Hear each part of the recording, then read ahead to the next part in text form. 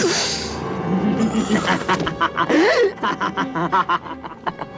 think you put your conscience at peace? Huh? You've ruined my life. You've killed my mother. And you've driven me crazy by your vanity.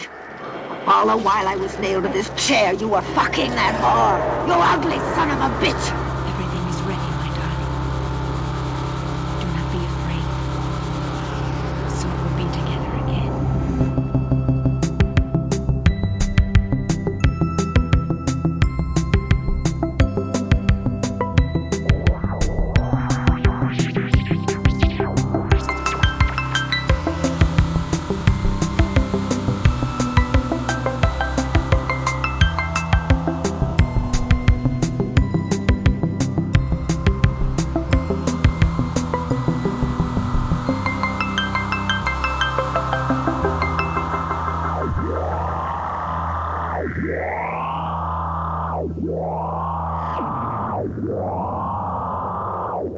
This sandwich tastes as dry as hell.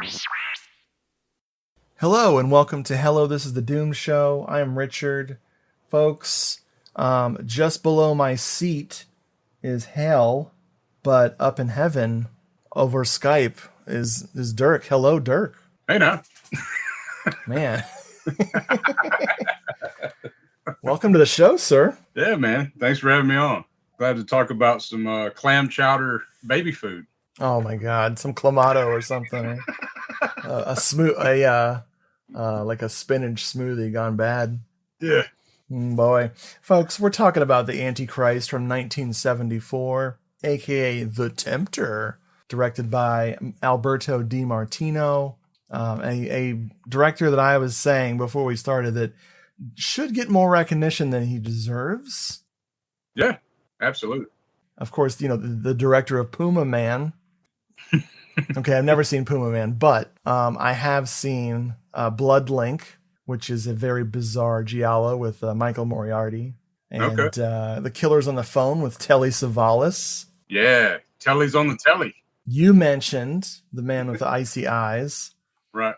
Which I do not remember. Oh, I know I've seen it. It's not good. Okay.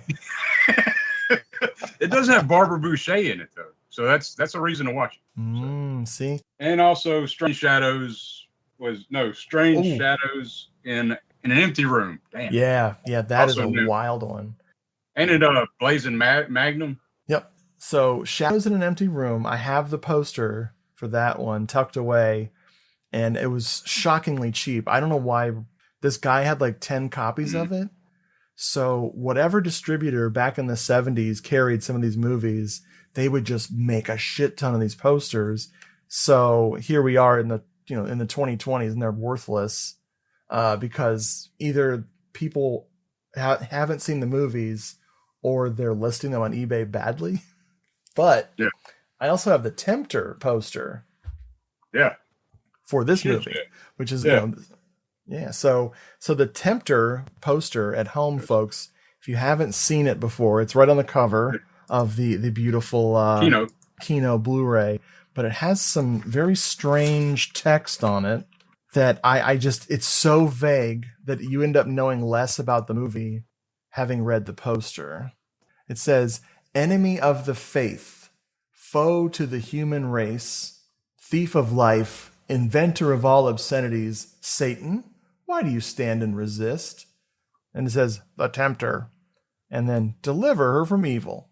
And then it's a very spherical, kind of MC Escher-like photograph of a woman with long hair sitting on a bed. So it's already in the fisheye. False advertising. Yeah, the fisheye lens, exactly.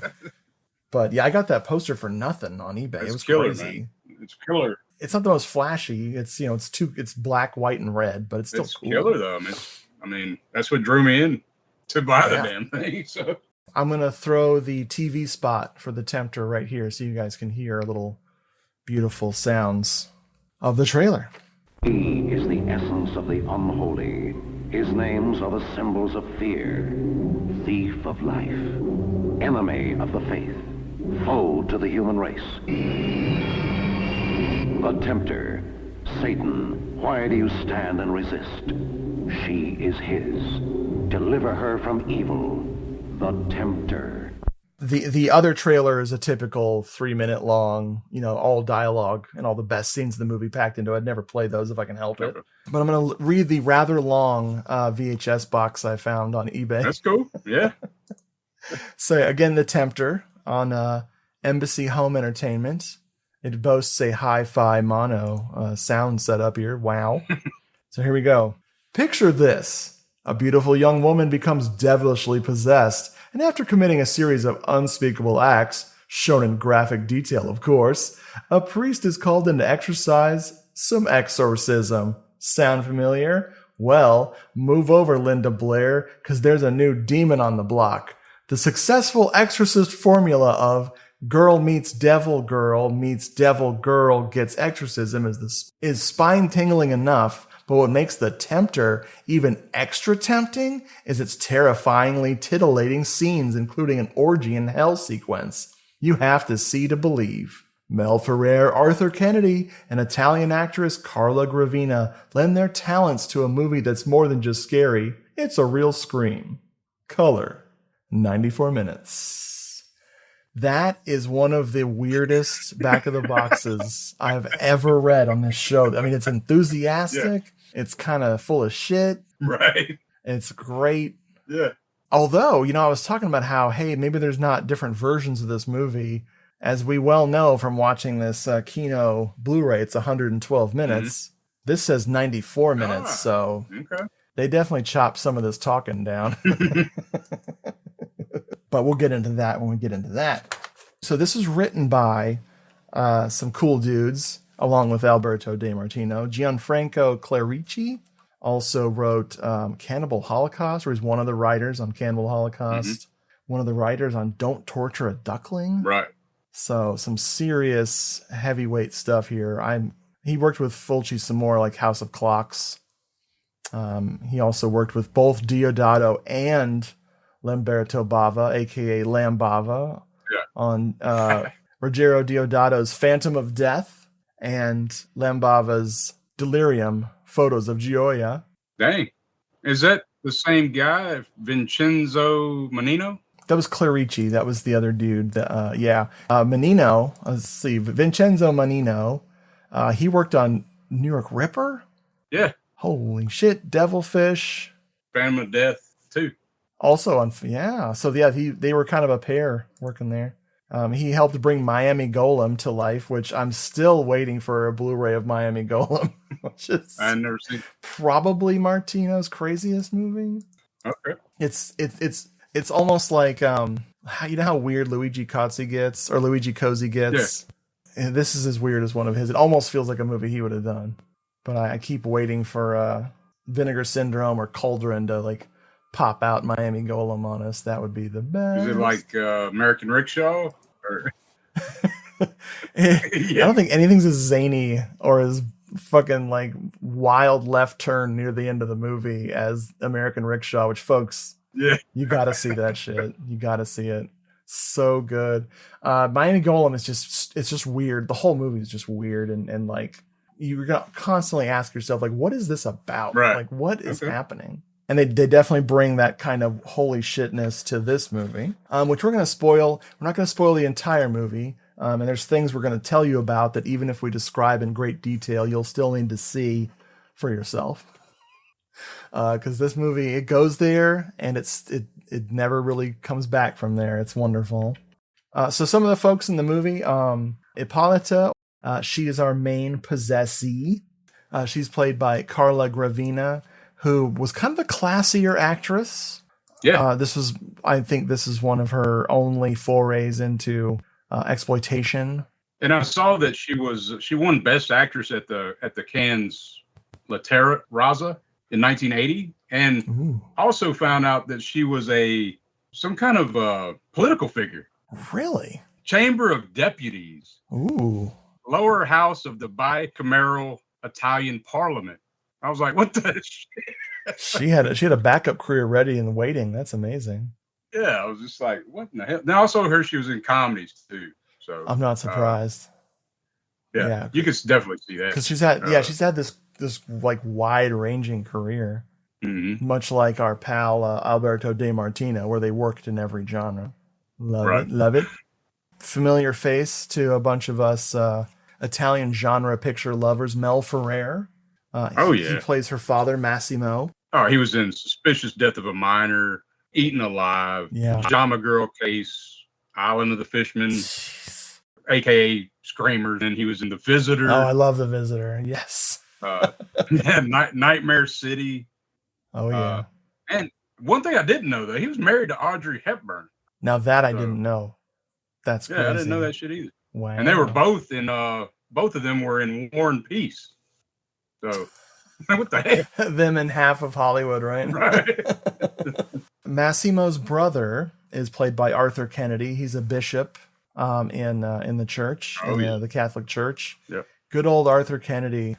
Yeah, man. Separating him from the asshole cop for me. Yeah. His voice is so distinct and pretty much always dubs himself when he's over there in Italy, slumming it for his later career. Awesome. I didn't know that. I always figured that was just somebody paid voice actor. That is how he talks. That is how he talks. I will not repeat the line that echoes in my head from Let's Sleeping Corpses Lives. He throws in a nice homophobic slur into it. Alida Valli from good old Suspiria is in this. She plays Irene. Eyes Without a Face. Yeah. Oh my God. The lady's career is incredible. Eye in the Labyrinth. Listen the Devil. Good old Fatal Frames. Yeah, Fatal Frames. But yeah, she's Irene. She's the maid. She's probably known Ippolita and her brother their whole lives.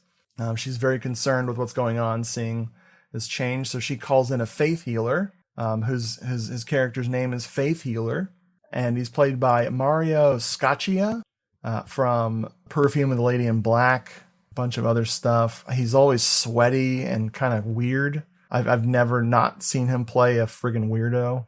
Right. Yeah, I didn't have him down. Oh yeah, he's in a very funny giallo called Double Murder with Marcello Mastroianni. That's very fun. I recommend that one if you can track it down. And then we got Umberto Orsini, who plays Dr. Marcello, this psychiatrist who's called in to help. I thought he was in more stuff that I recognized. Yeah, he looks very familiar. But he was in Puzzle. That's the big one that I've seen.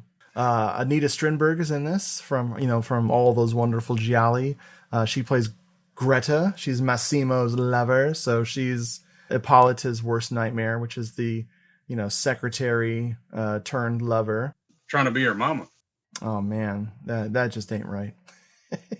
But man, Anita Strindberg, however you want to say it, she is my favorite of all the giallo goddesses. Dude, she's so good. She's such a great actress. I mean, she is. I haven't seen her anything bad. I haven't seen a bad performance from her. Of course, my favorite giallo of all time, Your Vice is a Locked Room, and Only I Have the Key, which I think that's the cat that's saying that, by the way. So translate from cat speak. Right. Tropic of Cancer. Oh yeah. Almost Human. Case of the Scorpion's Tail. Lizard in Woman's Skin. Who Saw Her Die? Yeah. There's so many more. I'd always think about her retiring from acting after Murder Obsession. Oh, Murder Obsession. Yeah. She's absolutely. Like, here we go. This will be fun. You know what? I'm never working again. Yeah. No, don't go. One guy I just want to mention real quick is Remo Garone, who plays the brother. He plays Filippo, Ippolita's brother. I really like this kid in this movie, but I'm struggling to remember what else I've seen him in. It's very familiar. Can't believe I don't got him. Yeah, he must just look like somebody I'm thinking of. I thought I put him down. I guess not. Oh well, he slipped away. So it opens up with some very strange sounds over very stark credits. There's like this demon like sounds like somebody got asthma. On the Blu-ray, it has the Tempter credits, which is like sourced from an old VHS tape. And seeing those credits on an old tape make them even creepier to me. Like a demonic asthmatic. Get Satan his inhaler back. But this is music by Ennio Morricone and Bruno Nicolai. classy, which is certainly where this film wanted to be, was in the classiness. Which Ennio Morricone is known for. Everybody knows his greatest work, Exorcist 2. Hey. So, no. Oh man, why aren't we talking about that? I mean, and it's so funny, like after all of the weirdness that's been going on with the Exorcist franchise, with the new movies that David Gordon Green started, and he's not going to be finishing. Exorcist 2 is just a crazy sequel. It's just this wild. I need to revisit. Yeah, man. Well, you got Linda Blair tap dancing, so it's so weird. James Earl Jones. Man, he can do no wrong. So when the movie gets going here, we have what I call mild religious excitement. Dirk, tell me about this whole sequence with the very interesting. Let's just call it a ceremony these people are having here. Yeah, it's like this big. So there's like this parade going down like in Rome, I'm guessing, right? Oh yeah. And there's like this huge Madonna statue, and the statue's standing on like a dragon, and then you got these old ladies fall on the floor. People are spasming out. They're licking the floor. There's people with snakes in their hands, like snake handlers. So it kind of reminded me like when I used to go to church when I was younger. It was like a Pentecostal church I went to. Wow. No. Okay. Just messing. But see, I believed you immediately.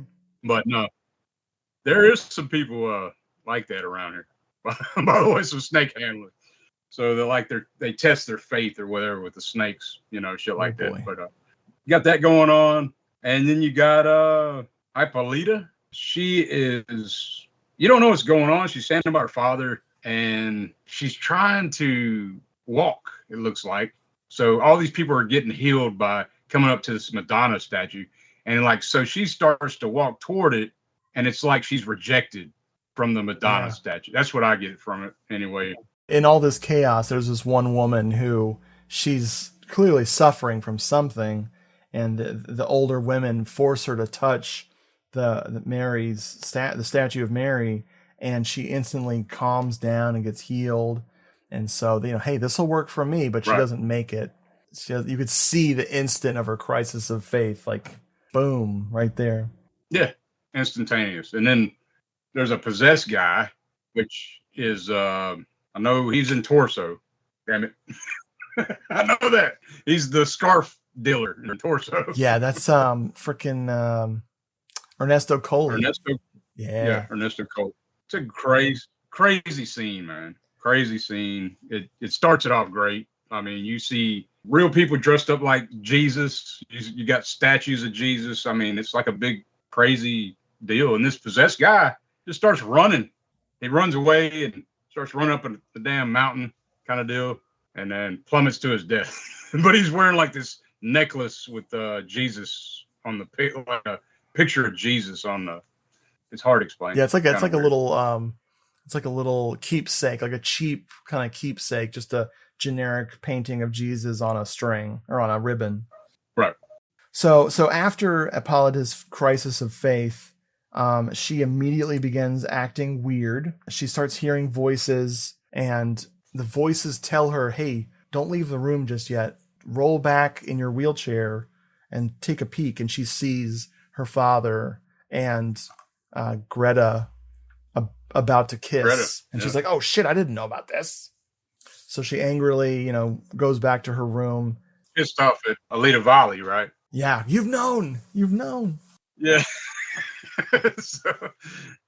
And she's like, no, it's okay. You just, I'll help you get undressed. And, I'll do it myself. Leave me alone. It's one of those things, like, I wanted to see more of her before she was possessed.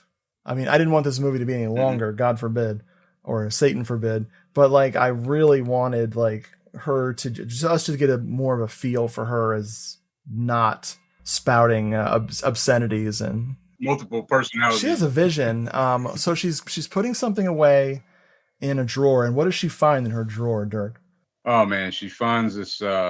She rips her cross off because she's pissed off at her dad. And then she sees this evil Christ on this same kind of thing that possessed guy was wearing, she gets scared. She throws it in the fire and it disappears.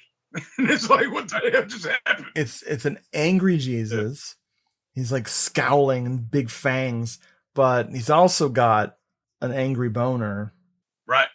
So I've always wondered about, I think I might have been talking about this with Mark. I always wonder about these Exorcist ripoffs as the writers trying to be like, why are they trying to be so sacrilegious in these movies? Like, obviously to show the transformation of a formerly devout person, but also I'm like, man, did you guys just have something to say? Like, were you guys just mad at the Catholic Church or something? Because right, yeah, definitely, absolutely. You know, these images are. This movie's 50 years old now, and it's still shocking. Like, whoa. I will mention something later when we.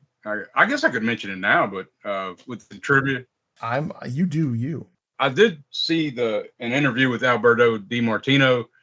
He did admit that he kind of regrets putting that scene in. Where it's 3 frames of that, yeah. You know, he said it was 3 frames, but I still regret putting it in the film. Wow. Yeah, there's a few frames in Demon Witch Child. I bet that director regrets putting in that. He said, you know, people were pissed off. The Italian censors and the church were pretty angry with it. Uh-oh.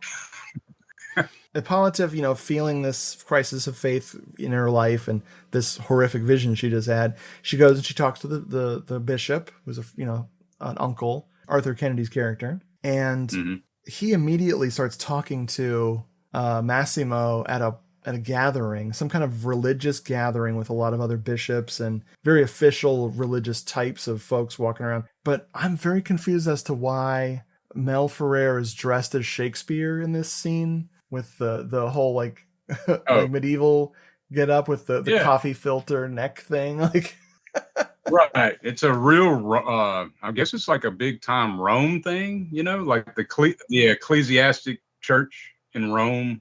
It's real formal. Yeah. So he's a bigwig, not just, so he's associated with the church along with his brother. Oh yeah. It's crazy. We cut to some party games where Hippolyta, it's very strange. Hippolyta's got some psychic powers that I was like, excuse me? Which is odd. Yeah. So we have some palm reading, stuff like that. It's very interesting how this is like a throwaway moment that she just, I just have powers. No worries. And then you get the one cheesy guy comes out and he's like, in my opinion, she's a true psychic. Who let you in here? Like, remind me never to invite that guy again. Yeah. So this is where we meet Dr. Marcello. He was trying to sneak in and be introduced to her in a more organic sense so that she wouldn't know he's a psychiatrist. And then he would just like spring it on her later or something. But because of her psychic abilities, whether that she has real psychic abilities from forever or she just gained them from this possession, she's like, you're a psychiatrist, aren't you? And he's like, duh. And it was kind of weird too, like, because that whole plot point goes nowhere. Yeah. Because they kind of look like they're going to be like a love interest kind of deal. Mm-hmm. Those two actors, Carla Gravina and Umberto Rossini, they have that chemistry. It's absolutely there. So they could have worked that in. Right. I thought it was going there, but it was just, it's manipulation just to do my job. So he starts hypnotizing her. They just go in the other room. We see the horrific accident that put her in the wheelchair. And you notice the Doberman Pinscher that runs in front of the car, right? Yeah, it's a theme there. So flashback to her childhood. Her dad's driving, making jokes about crashing the car because mom is scared, and just don't drive like an idiot. And dad's being an asshole. Like, I'm so glad you pointed out that Doberman dog runs in the road, swerve to miss it. You're supposed to gun it. Whenever you have your family in the car, you're supposed to go as fast as you can at anything. I don't have children, so I don't know how to drive properly. So they wreck, and it's really depressing and horrific. Mom's dead. She's screaming, my legs don't work, Daddy, my legs don't work. And he pulls her out of the car, and there's flames everywhere. But then the doctor's like, let's go back farther than that. Don't worry about that trauma. Let's go back to your previous life trauma. So we find out that she's, as you do, like standard practice. There's a new theory that I'm working on. He went from being respectable to quack in one sentence. God bless him. Yeah. So we get this whole previous existence of Hippolyta, where her ancestor was accused of being a witch and was burned at the stake. More about her later. Oh, but I wanted to point out there's a theme that gets introduced along with the Doberman, the headless frog. So at the scene of an accident, the other victim was a frog got its head ripped off in this car accident. I think all of the frog violence is staged in this. Like, they really went out of their way to make this disgusting fake frog. It's gorgeous. Yeah, it is. Because I was like, that looks almost real. So after this previous life trauma, the doctor seems to really be helping her. The doctor's convinced that he could get her walking again. But we still have to go through one of this movie's biggest moments. Where Hippolyta's just having a little sleeping, and then her bedroom turns into this magical dreamscape. And she's whisked away to ceremony. Dirk, what is going on in this ceremony? Yeah, man. She's whisked away to, looks like a set of Mario Bava's, Yes. Almost. Yes, very gothic looking, yeah. Yeah. Mixed with, I don't know if you've ever seen Haxan, Yes. You have some Haxan vibes going on. But there's definitely, like, this is a satanic ritual marriage that's happening, from what I understand. And wow. Yeah, man. So they're in the woods. There's a bunch of naked people doing dirty things with each other. There's literally no other way to describe it. Right. Yeah. And then so then it keeps flashing back from that to her bedroom where she's at, and then she's butt naked in her bed, masturbating and getting all turned on and stuff. And then, like, the walls are like, man, it's beautifully shot. It's insane. Like, you see, like, the sky. The moment comes, like, this dude with, like, a crazy pagan, some kind of mask he's got on, rips a damn frog's head off and puts it in her mouth and is like, this is my body. Yeah. And then he drips the blood right beside her. And he's like, and that's my blood. And she starts licking the blood and shit. So then it puts me in the mind of what we saw earlier with that old lady licking the floor. Exactly. I was like, holy shit. Right. Some parallels here. Then he starts getting it on with her. And then, am I missing something? Oh, you're missing the goat. Oh, yeah. Oh, boy. Yeah. Yeah, they bring the goat in. And, this is a make or break moment for anybody watching this movie. This is like, there's a similar moment in Black Candles by Jose Ramon Larraz where I tapped out. I was like, no, I'm good. This is not cool. Yeah, so they bring this goat in, like bringing it backwards to her, lift the tail up, and you see the goat's butthole and everything. And then you see her, it flashes back to her. In the present day, and she just starts licking the air, and you're like, oh my god, oh no. So yeah, big thing that I learned from a movie like Haxan was that you're supposed to kiss Satan's butt, and that's like part of like your marriage to Satan. You're showing your devotion to him, right? And apparently the goat's butthole will work as well, I guess. Yeah. So that happens, and then after that, then she's miraculously healed. She's walking, and this is one of my favorite scenes in the movie. Is she envisions herself now that she can walk, like she's like stretching her legs and feeling them, like, wow, this is gonna work. And then she has this vision of just walking down a road alongside thousands of wildflowers, right? And it's this like transcendently beautiful moment. I mean, this thing is gorgeous, super gaudy, rich, settings as well. Like, we have some tacky decor in the movie, like some of the 70s decor is like hilarious, but also they're in these beautiful villas and mansions and ruins. So it's very Rome. It's very much Rome, opulent looking stuff. Yeah. But it's Joe D'Amato behind the camera. It is. Right before he would like start directing movies for himself. Like this is right around the time where he was doing stuff like Death Smiles at Murder, and not too far out from Beyond the Darkness and his like key works. But yeah, I love his cinematography so much in this. It is. Oh my God. Only he hadn't found out how much money he could make shooting porn. Yeah. Porno Holocaust. Yeah, Joe D'Amato, man. He's like, all right, guys, I'm going to go ahead and be one of the richest of all of us directors because I'm just going to shoot 200 pornos later. Right. It's like, oh, don't do it. But all right, I guess if you want. None of that bullshit.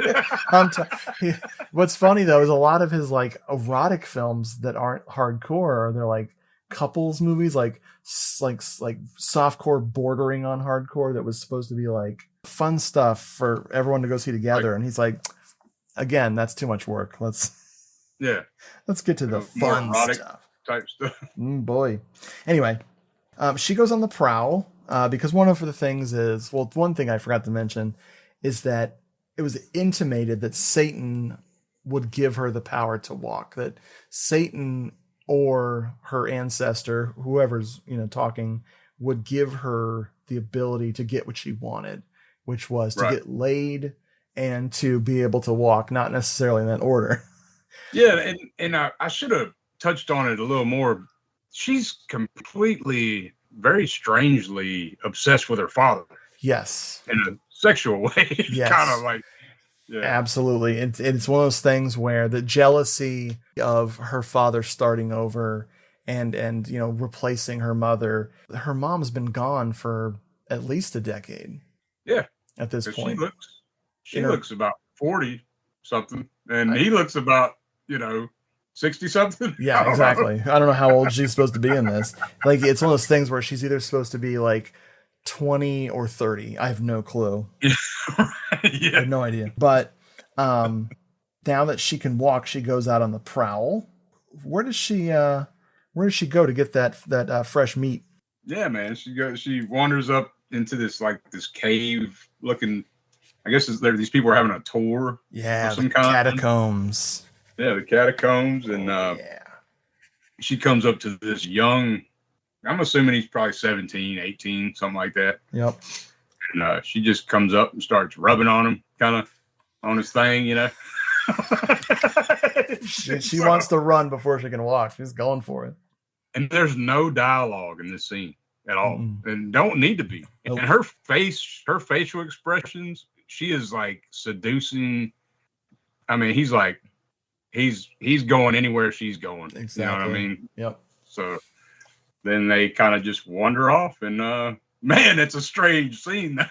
Like it starts like kind of like doing this weird licking thing at him and like teasing him, kind of shit, you know. Yeah. You think he's almost not interested at first because he's trying to play it so cool so that nobody will notice, but then as the tour group walks on, he's just like, I'm not moving. I'm hanging back for this.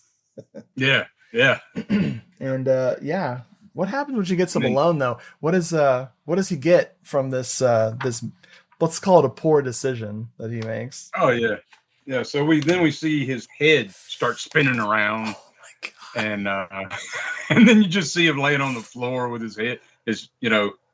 You see his back and everything, but you see his face pointed up but yeah. It's just so good the way they have it. It's so morbid and weird. So they clearly it is great effects shot where it looks like it might be somebody else's head ducked down, like a person from behind ducked down, and then his head buried up to his neck. Like so, it's this great shot.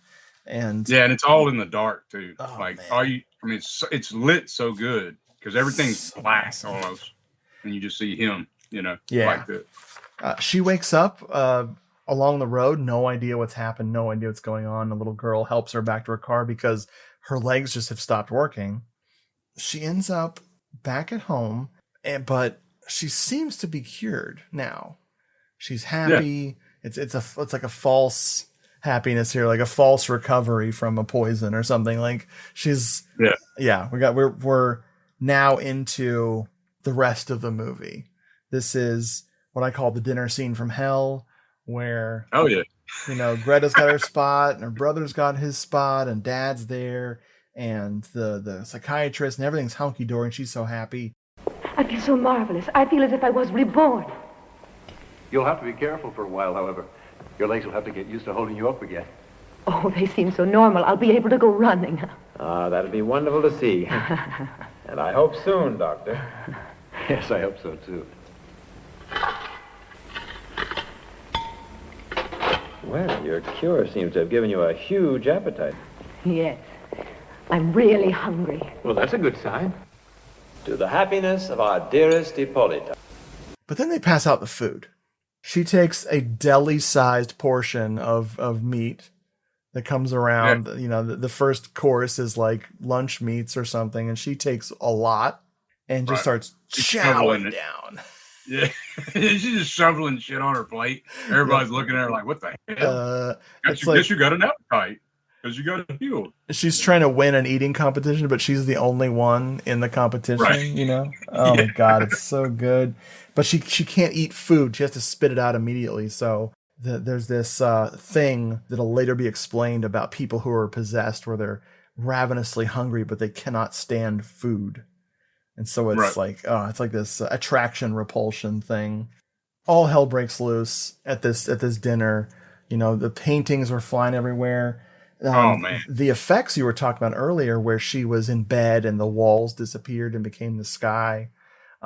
This is for the lack of my understanding of how special effects work.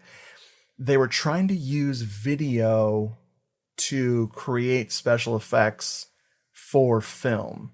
So what they would do is they would use old school techniques of fading out certain colors with a filter and then bringing up an effect shot. But what they were doing was they were using video to accomplish this. So once they applied those video effects, then they would just refilm. That's why you can always tell when those effects shots are coming, because the film looks like it's a second generation. It looks like a copy. And so they were doing that where all the paintings are going every which way. But then man, it looks great though. Yeah, but then the painting would get exactly. Then the painting would get really huge, like overly large, and the person's like screaming and reacting to it. The satin see-through curtains or whatever, or like flake going with the wind. And Alita Valley's face though is it's so great in this scene, man. She is terrified out of her mind, man. Man, I mean, it's just I don't imagine those people now. Like those actors now trying to put up with green screen and shit. It must have been even crazier back then. So what am I experiencing? Okay, I think I can portray that. All I see, it's like when Mario Bava would do effects shots, and they'd be like, Mario, what are we doing in this warehouse? Oh, come here, look through the camera. And they'd look through the camera and they see the effects shot that he'd painted, and he'd see the matte painting. And they go, oh, okay, I get it. We're in this freaking alien landscape. That's pretty cool. Yeah. I love it. Yeah. I love it. I was going to mention something though. What do you think? Because there's a lot of blues and a lot of reds in here. Yeah. De Martino was saying that the reds represented, not all the time, but a lot of time in the film, that the reds were representing like possessed and oppressed. Ooh. And the blues were representing liberation and freedom. Yeah. And shit. I can see so that. I was like, yeah. So I dig it. A lot of the decor in their house is in the house is red. And of course all the stuff with the church is red. Red. So there's that repression. But then when she has her dream, the paintings all around her bed depict like a pastoral scene with birds and everything. And when she slips into that dream, it of course disappears in that blue sky. So yeah, that totally works. Totally works. Love it. Awesome. So they decide to, Irene, Alida Vallee's character, she witnesses a little scene between Ippolita and her brother Filippo. He's very concerned about her, and she's flirting with him very badly. Right. And the film kind of like does a back and forth with this, where I assume nothing happened between them, that it was getting a little too close for comfort, and she was definitely flirting with her brother, but then I assume nothing happened. And then later when she's possessed, she's like, I'm pregnant with my brother's baby, LOL. Yeah. Yeah. And she's like, you're going to have a hell of a grandchild in that demonic voice. but then later she's like, the demon's like her I don't know if it's Satan talking or her ancestor talking. It's like, I impregnated her. Ha ha ha ha. I'm the devil. Good stuff. Yeah. So, and of course her brother denies that he had sex with his sister. Like, Dad, I did not do that. Oh my God, no, dude. But so Alida Vallee calls in help. The faith healer is, he is not prepared for the real shit. Because, you would think she would go to the church first, right? Right, exactly. But no, it's surprising that she goes to this faith healer guy, who reminds me of the kind of magical stuff in Don't Torture a Duckling with the folk magic. The voodoo kind of stuff. And this guy comes in and he gets schooled. Oh boy, he gets schooled. Oh man, it's so funny though. Oh God, it's so gross. Her powers are hilarious. She's making her hand disappear and then reappear and choke him, and then. But at first, like he comes in with that damn doll. Yep. That he made, and he's sticking it with pins. So that was kind of like making me think of The Exorcist when Reagan's getting the shots in the hospital. Yeah, dude. I know it's kind of weird to think that way, but I'm weird, so that's cool. I mean, she reacts to it like it's freaking acupuncture, or the bad kind of acupuncture. And then she laughs in his face.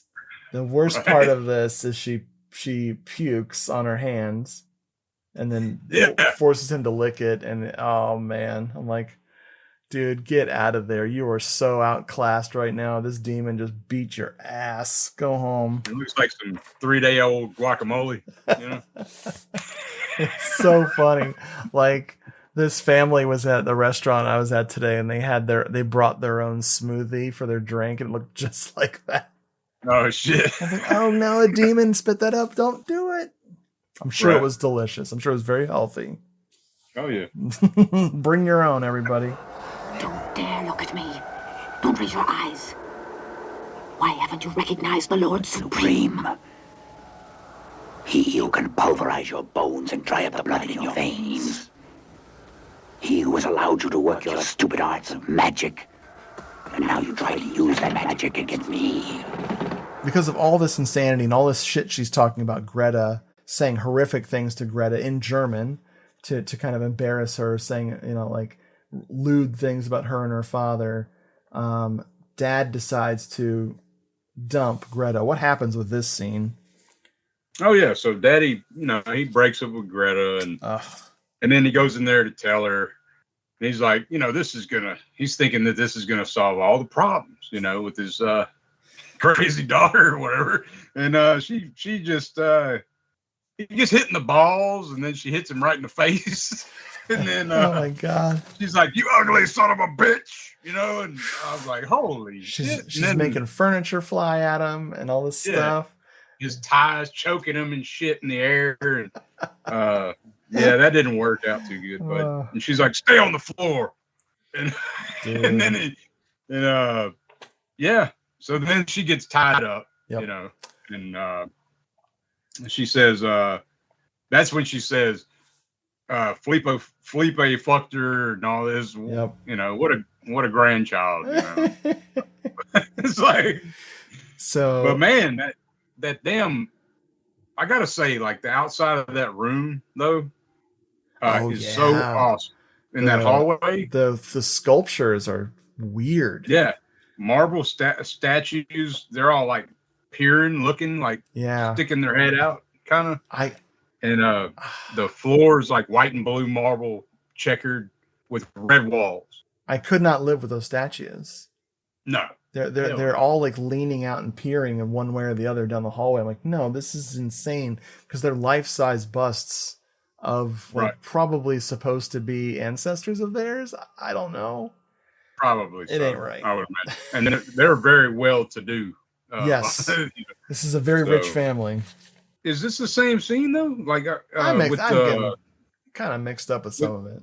With Arthur Kennedy, the priest. Yeah. They call him in. They call in Arthur Kennedy. Thank you. They call in the bishop, and because he's like, okay, let me see if I can evaluate her, see if she really needs an exorcism, which is hilarious. You know, at 80 minutes into the movie, we're still like, should we do this? And after him getting his ass beat by Hippolyta, sweaty. And very sweaty, it's very hot in there. They're doing the flame effects where the camera's like, it feels like everything's gonna melt, and it's like making it very uncomfortable in there. And she's spouting off all this sacrilege, and I think it's my favorite line in the movie. She says to him, to her uncle, she says, "Why don't you dip your limp bird in the holy water and bless me?" She calls him out in the most brutal way for being a virgin who went into the church. I assume that's what she's saying about his bird not flying. And it's just so dirty. Thank you for catching that. That's dirty stuff. Yeah, I had to write that down. So after he leaves, he's like, okay, I will tell them we can have the exorcism. Give it a couple days and they'll be here. And they're like, a couple of days. And he leaves. And then all of a sudden, the very same instant almost is when the character, who I could not remember who he was, his name's George Coulouris, and he plays Father Whitner. He has been this priest who's been in the background the whole movie, a monk, who's been wandering around taking alms for the poor, presumably, with his little collection box. So he's always been there watching this. So he seems to have known that some shit was going down. Do you feel like it's kind of like a nod to The Exorcist? Absolutely. Where Father Karras don't pay that homeless guy? You know, I don't know. Oh, yeah. I could see that. Because nobody's paying him hardly. I mean, some people do, but some people aren't, you know. Right. Yeah, because the psychiatrist gives him a couple of coins, but when he begs at the car, that's when Massimo and Hippolyta just look away and ignore him. Good call. I like that. So he shows up to do the real exorcism, and it is an full tilt. You think you've seen the crazy shit. Now it's going to get really crazy. Battle royale for her soul. And they throw everything into this sequence. We got a fake snake. We got her setting him on fire. Yeah. And he needs Irene's help. So Alida Valli is there as his second to repeat the different parts of the prayers for the exorcism. So they're this power team. It starts to work. And as soon as it starts to work, the demon possessing Hippolyta's like, yo, I got to bounce literally off of a high. I'm going to jump off the freaking Coliseum. Yeah. It splits, right? She turns into two characters, or not two characters. She turns into herself free from the binding of the wheelchair. And then that Hippolyta disappears. And then she's just standing there and it's like, later. And she runs out of the door. Right. I love it. She just yeets right out of there. I love her. The face sores when he's throwing the holy water on her. Oh, it's so good. When he's throwing the holy water on her, did you get the Baba vibes from Black Sunday? I did not think of that, but now I'll never unsee that. Yeah, because they're perfectly symmetrical around her face, like the freaking mask of Satan. Yeah. Nice. Very cool. Yeah. Yeah, man. I didn't notice it before, and I've seen this movie probably 6-7 times. Yeah. So me too. This was the first time in a long time, but I've seen this quite a few times. I love this one. So anyway, oops, spoiler alert. So she runs out of the house with her brother and her dad in pursuit. Father Mittner and Irene keep saying prayers while they're chasing her out in the rain. And she's going to jump off the Colosseum and kill herself. Right. She fights off her brother, and he falls down a long flight of stairs, which is more Exorcist stuff. Yeah, it's good. It's a good stunt too. Oh God, it looks dangerous as shit. Yeah. So before she can jump and kill herself, Dad's like, "I got you," and he grabs her and flings her against a crucifix that's hanging or that's built at the top of the Colosseum there, and he just presses her into it, and the demon's like, "All right, you guys got me. I'm done." And it's like flashing back to that Madonna statue. Yes. And it's like the dad is like, so do you get the vibe that the dad is trying to say that the father saved her? You know, like the power of love. Yeah. Could be. Family. Yeah, hey, exactly. He's doing what the priest couldn't do, or the priest is letting it happen. You know, Father Mittner's letting it happen because he knows that it's not his place to save her, that only this man that she loves, perhaps a little more than she should for a father. And you did notice that Father Mittner is reincarnated as well. Oh yeah, he was one of the accusers. Oh no, he was he was the monk that came to her when she in her past life, and she seemed to repent at the last second, but didn't work out so good. Yeah, she grabs the cross from him. Yeah. Oh man, I'm glad you brought that back. I forgot all about that.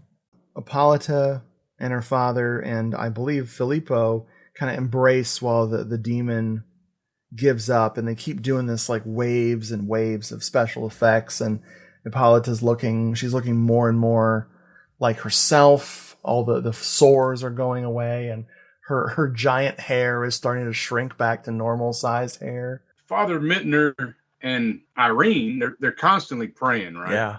But I kind of got the vibe that maybe they're blessing the rain. I don't know. Maybe that's a stretch. No, that's the thing that happened, is that when she was possessed, she was making it rain in the room. Mm-hmm. And Father Mittner's like, all right, I'll bless this fucking rain. And he blesses it. And she's like, well, okay, now I'm being bathed in holy water. Thanks, Dick.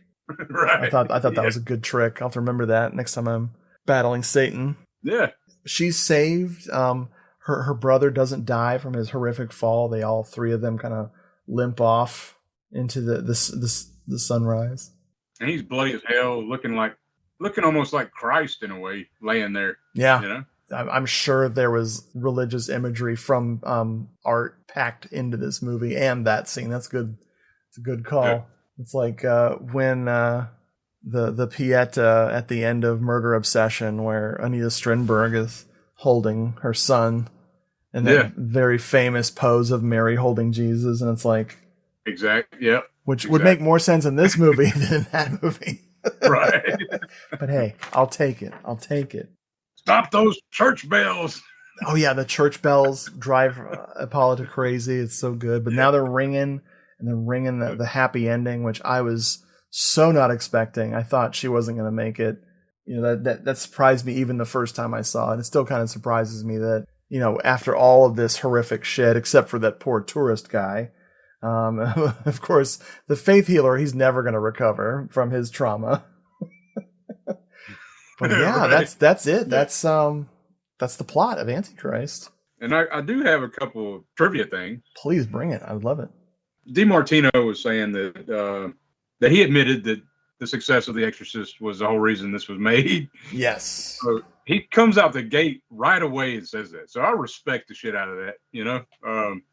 It takes place in Rome, though, is what he was saying. So it's more in depth with the cultural thing, with the Pope and ecclesiastic hierarchy and all this. And there's a non-religious aspect too. The devil is born out of sexual frustration. So, mm-hmm. And he also claims. So he said. So a lot of people say that's an orgy scene, right? Right. But he's pretty adamant about it. He's like, that's not an orgy ritual from the demonic tradition. It's a demonic marriage. So it's like, what the? Okay.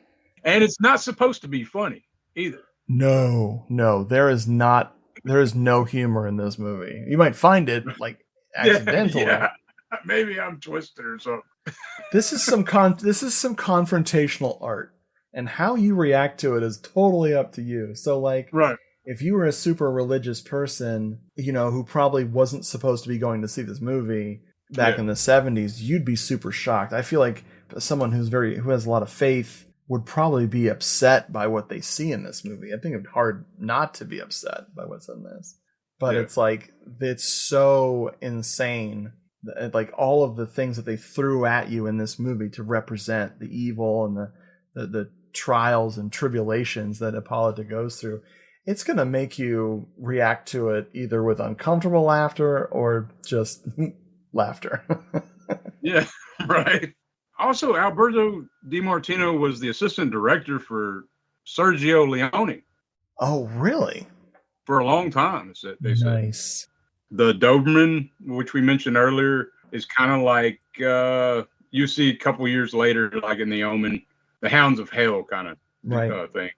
So it causes the crash, and then you also see it later with Massimo and Greta when somebody's got the Doberman on a leash, and it's trying to attack them. Yeah, it's right when things start going wrong with Hippolyta, and they're harassed by that person's dog in the stairwell. It's like, thank you for bringing that up. De Martino said that the exorcism that was done in the film was by the rules of the 13 chapters of the Roman ritual, and an ecclesiastic counselor advised him on how to do it. Nice. The trivia I have is, we talked about the similarities to The Exorcist. This did get unsuccessfully sued. They did not stop this movie, unlike Abby, the blaxploitation one, which is still not seeing a proper release at the time of this recording. I think Beyond the Door got in trouble too. But this one I think just managed to get away from. It's different enough, I think, even with the callbacks that you pointed out that are similar to the original. It's just such a different movie. They're pretty subtle. I mean, the way it's done. Yep. So. Alberto de Martino would later direct The Chosen, 1977, which is a ripoff of The Omen. So he'd come back. The Chosen is also called Holocaust 2000. That's the Kirk Douglas one, which I need to revisit. I wasn't very impressed with it the first time, but it's also weird as shit. It's very strange. Okay, I haven't seen The Chosen, so yeah. Carla Gravina. She was interviewed at the time, around the time this came out, and she said that it was very stressful making this movie for her. She felt a type of possession, and she was stricken with intense cold, dizziness. She had severe headaches, lack of appetite. Her doctor was like, "You're just exhausted," but she feels it was like a psychic influence from the film, from the material that kind of got to her. Oh, wow. Yeah. Okay. Like damn it. She's great, man. She really is. She is. She's wonderful. I wish I would have seen more, I wish she would have done more stuff that we like. Exactly. In our genre. Yeah. I know I've seen her in a thriller, but it was a very, it wasn't like a lurid thriller like we like, Yeah, she's got a familiar face, though. Totally. She does. She looks like she could be, I don't know if you know the singer Rita Pavone.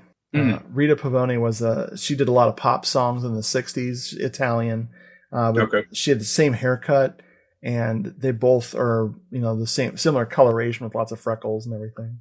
Producer, the last thing I have about this movie is the producer is Edmonto Amati. This guy, his producing credits are amazing. We got Cannibal Apocalypse.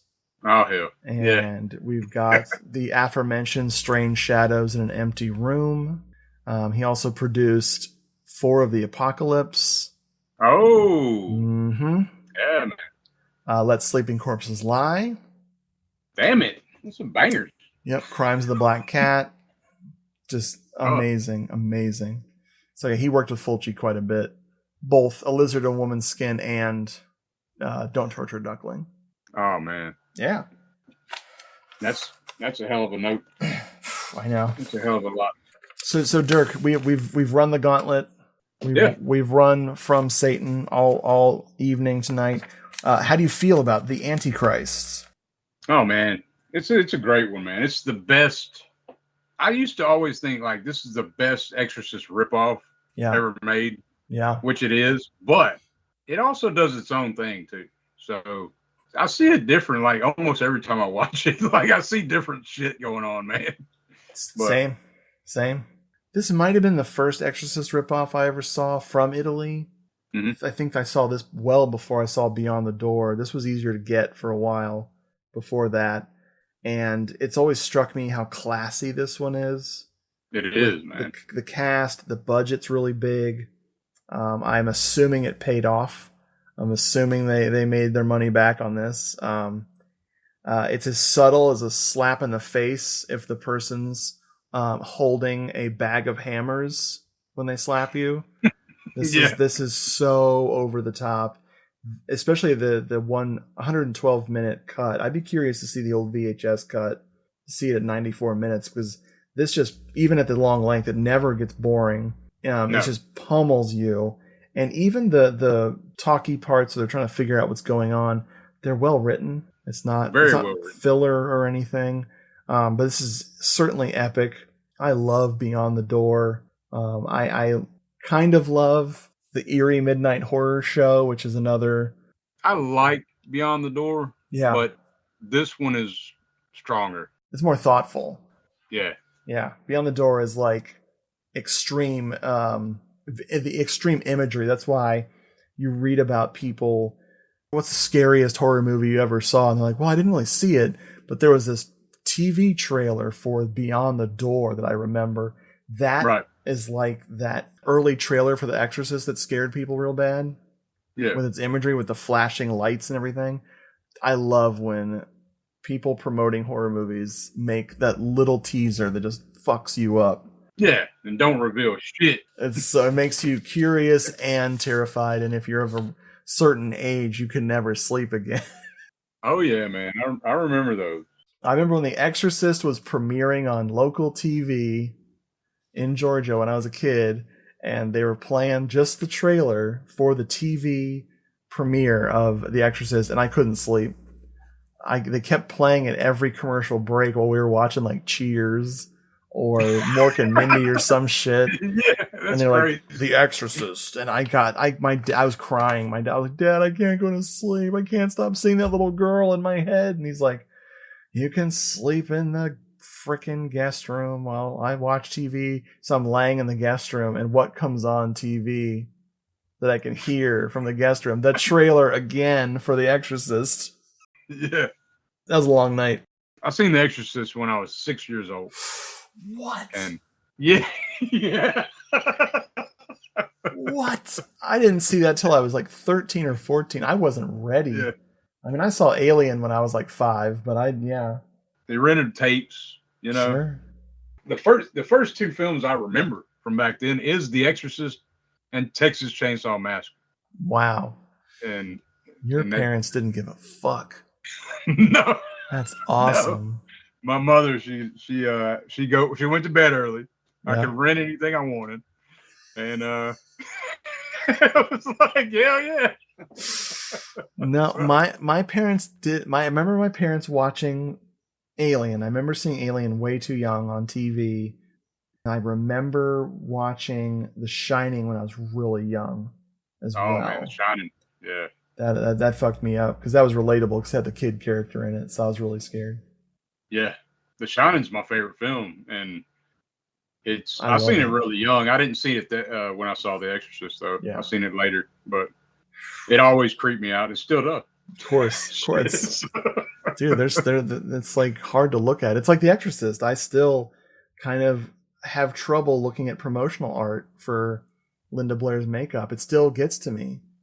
And It's just an image. It's just, I've seen the making of, I've seen her like out of character in that makeup, just like suffering at the hands of the freaking special effects crew.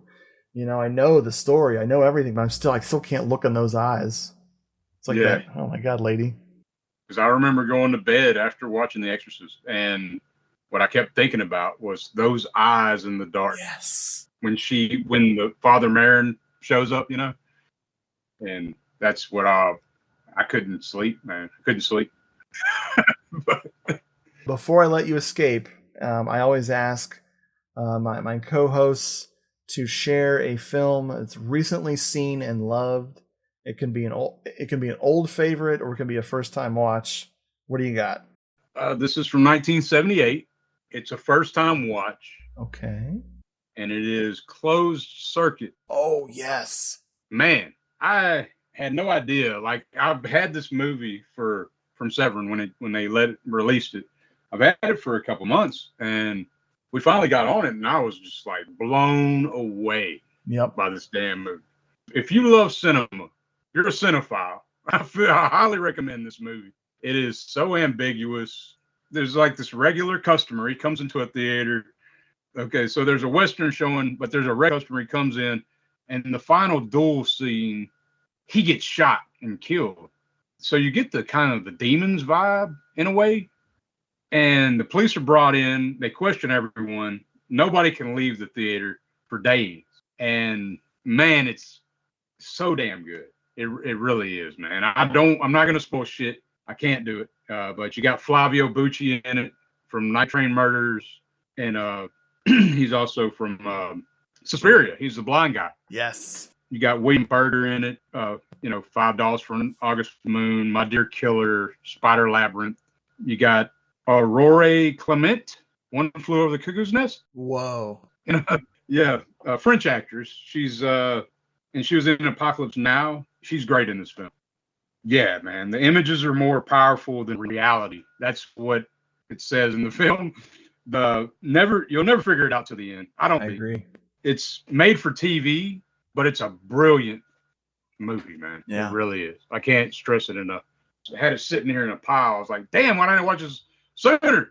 And it's like, it's a 10 out of 10 for me. It really is. I haven't seen that since I covered it in Giallo Meltdown. I can't remember if I covered that in 1 or 2, but I remember being just total, like you, just totally blown away. I completely forgot that Severin put that out. That, speaking of me sleeping on that release. Yeah, man. Totally forgot that even exists. And it's reasonable price.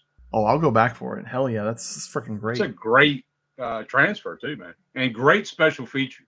It has a good chunk of special features. It's got an interview with the director, which I didn't even say, Giuliano Montaldo. It only premiered at one film festival in Berlin, Germany. But so they buried it. Yeah, right. That's like what they did to frickin' Lisa and the Devil. Exactly, and which it's terrible. I think I've told you before. Lisa and the Devil is my favorite Bava. Yeah, me too. Right. Me too. Yeah. Well, that's a classy pick. I love it. Good job. I had to bring it up, man. It's just so damn good, man. On the much not as weird or the same level of weird by accident. Yeah. I brought a little movie to this discussion called Rabid Grannies. Okay. Awesome. From 1988.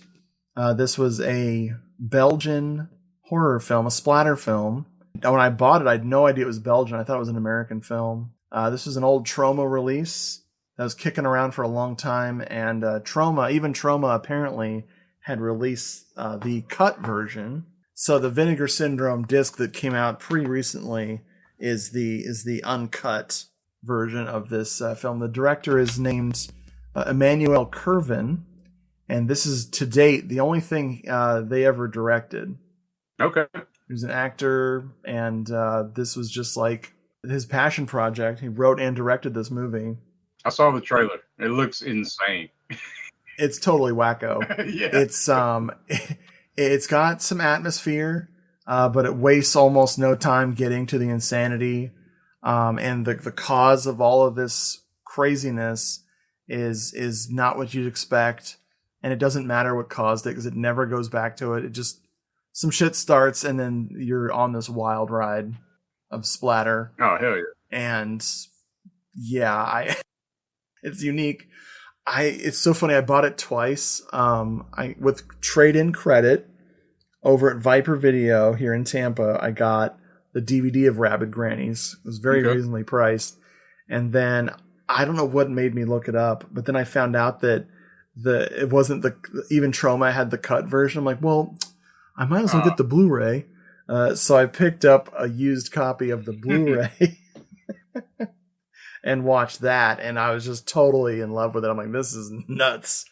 I think the only thing I could say about it is that it gets a little samey, where there's a lot of characters. There's a big body count, and I think maybe it could be a little shorter, or they could have mixed it up so they're not always hunting people in the house so much. Other than that, I really strongly enjoyed it. It's probably going to be on my favorites of the year list. Oh shit! For first time watches. Okay, yeah. Awesome. I need to. I know I wanted to grab that Vinegar Syndrome. I know that they put it out. Yeah. Hopefully they still got it. I'm sure. I'm waiting for it to drop. I'm waiting for it to drop. Same. Wait for the sale because it's very silly. It's very slight and silly. I need to go back and check out the extras and see what the people who made it, if they're on that disc. I want to say it's got Hysteria Continues does a awesome. Let's see what's so they talked to the producer, they talked to the editor, and I did watch a little of the Lloyd Kaufman. It's a much more subdued Lloyd Kaufman than you would have gotten on the old Troma DVD. Awesome. There's a feature-length documentary on the history of Flemish horror. Holy shit, I got to get that disc back in and watch the documentary. It's quite special. Quite special. Oh, yeah. Well, dude, I appreciate you hanging out. I have so much fun hanging out with you and Darren over at Subjective Perspective Collective. Yeah, man. I would like you to tell the people how to find you. How do you find all your good stuff? Okay, you can find me on Instagram. I don't do a lot on Instagram. I'm not a social media guy, really, I guess you'd say. But if you ever need to reach out or something, it's Subjective Perspective Collective on Instagram, and then on the YouTubes, we're at Subjective Perspective Collective. So, hell yeah, you can find me on the Dead Pit too, on the Eurocult show with Darren and Captain B Plan and and the Evil Dead chick. So see, I love those names. Those are great. Yeah, man. I've been doing this a couple years now. It's fun, man. It's a lot of fun doing all this. I had a good time. Darren and you invited me on Subjective Perspective, and we just talked forever on Spanish Gialli. Yeah, man. Awesome. I appreciate. What was the other one we did? Yeah, we did another one. I'm trying to remember now. Holy shit! It was something fun. I got the Sometimers. I think it was Giallo related. Top 5 supernatural Giallo. Supernatural. Yeah, there we go. Yes, thank you. I knew one of our brains would kick it out. Right. But no, folks, I highly recommend checking out Dirk's show. It's just fun to hear, and you and Darren have a great rapport. Everybody you have on the show, you always have a good rapport with. I appreciate it, man. And you talk new releases, you talk unboxing stuff, you just film fans, film collectors that love the shit that we love. Right. Talking about it, and I'm all for it. I'm pushing your stuff too, man. I really am. Thank you. I mean, I'm going to dig into these books soon. I haven't had time lately. Oh man! But I just picked up both your books, Giallo Meltdown 1 and 2. So I'm gonna dig into them pretty soon. See, I like to waste your time in video, audio, and print. Yeah, I would call it a waste. To steal your time, so right. Well, thank you. I appreciate that. Yeah, man. This is I think we might be fans of this stuff. Yeah, man. I think so. A little bit. All right, folks. Take care, and I'll talk to you later. Yeah. Bye. Yeah, have a good one.